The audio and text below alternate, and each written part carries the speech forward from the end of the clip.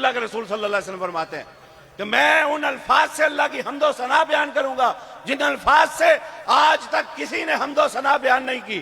اور پھر ان حمد و ثنا کے کلمات کے بعد اللہ بڑے پیار سے کہیں گے ارفع راسک یا محمد، اے محمد صلی اللہ علیہ وسلم سر تو اٹھائیے.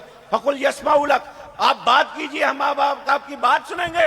اشفا تشفع، آپ شفاعت کیجئے اپنی امت کے حق میں، ہم آپ کی گئی شفاعت کو آپ کی امت کے حق میں قبول فرمائیں گے.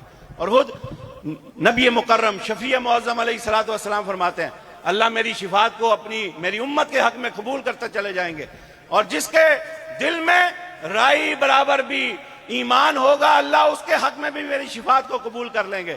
لیکن میرے بھائیوں، امت کا فکر اس قدر دامن گیر ہے، بتا کر گئے ہیں جس بات سے اپنی دعوت کا آغاز کیا تھا قولوا لا الہ الا اللہ تفلحوا تملکوا العرب والعجم.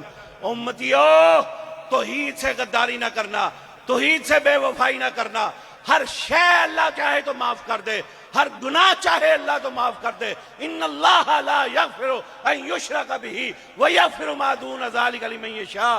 دنیا ہمارے دامن بھرے ہوں گناہوں سے، اللہ کی شان ہے معاف کرنے پہ آئے تو جو چاہے معاف کر دے، لیکن لا یغفر ان یشرک بہ، اور جو اس کے ساتھ شرک کریں گے اللہ ان کو معاف نہیں کرے گا. نبی کی شفاعت ہر امتی کے حق میں قبول کی جائے گی، لیکن ہاں وہ لوگ جو اپنے دامن پہ شرک کی غلاظت کو لے کے جائیں گے محبوب علیہ الصلوۃ والسلام کی شفاعت کے حق میں، ان کا یہ عقیدہ ہے شرک جو ہے وہ رکاوٹ بن جائے گا.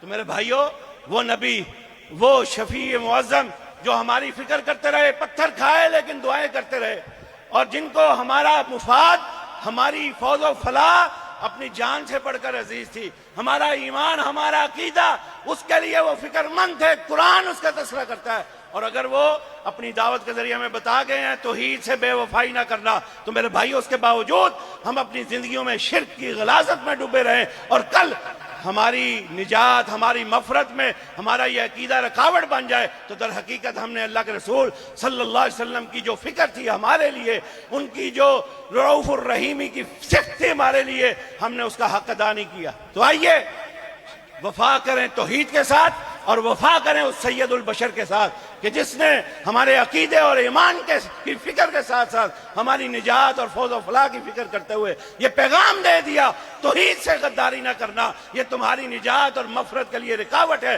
میری شفاعت کے حق میں رکاوٹ ہے. آئیے میرے بھائیوں، عقیدہ توحید سے پختہ ہو جائیں، کیونکہ اللہ کے رسول صلی اللہ علیہ وسلم کا یہ اولین پیغام تھا. اور کیا ایھا الناس قولوا لا الہ الا اللہ تفلحوا تملکوا